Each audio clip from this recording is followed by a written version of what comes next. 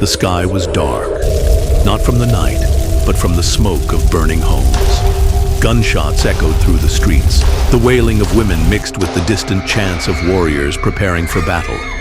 For over a century, Ile-Ife and Modakeke had fought bloody battles. 1835 to 1849, 1882 to 1909, 1946 to 1949, 1981, 1983, 1997 to 1998. Each year carved deep wounds into the land. But in the year 2000, the war grew bigger, bloodier, deadlier. This was not just another battle. This was a war that could have ended everything. The root of the conflict. The story did not begin with war. Modakeke was not always a town of warriors. It began as a settlement for refugees, the Oyo people who fled the Fulani invasion in the 19th century. They arrived in Ile-Ife, the cradle of Yoruba civilization, seeking safety. The Uni of Ile-Ife, the great ruler of the Yoruba, gave them land, a place to rebuild their lives. At first, they lived as brothers, but power is a dangerous thing. It turns unity into division. Over time, tension grew. The Ile-Ife people saw themselves as landlords. The Modakeke saw themselves as rightful settlers. Disputes over land ownership, economic control, and political power poisoned their brotherhood.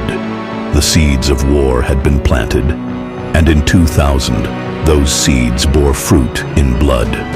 The year the earth trembled. The war began not with swords, but with a pen. The government had announced a new local government allocation favoring Ile-Ife over Modakeke. This was not just money, it was power, it was survival. Modakeke refused to accept it. The people demanded fairness. The leaders of Ile-Ife stood firm. And then, the whispers of war began. At first it was silent, shadows moving at night, houses marked for destruction, sudden disappearances, but soon it was no longer whispers, it was war. The streets became battlefields, gunfire replaced the sound of talking drums.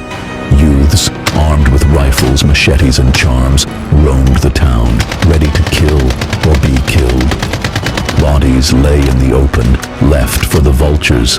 Modakeke fighters, trained in guerrilla warfare, struck like ghosts. They knew the paths. They knew the shortcuts. They set ambushes, attacked in the night, and vanished before dawn. Ile-Ife warriors responded with brutal force. Buildings were burned, entire families wiped out. Markets turned into war zones. The Nigerian government sent in soldiers.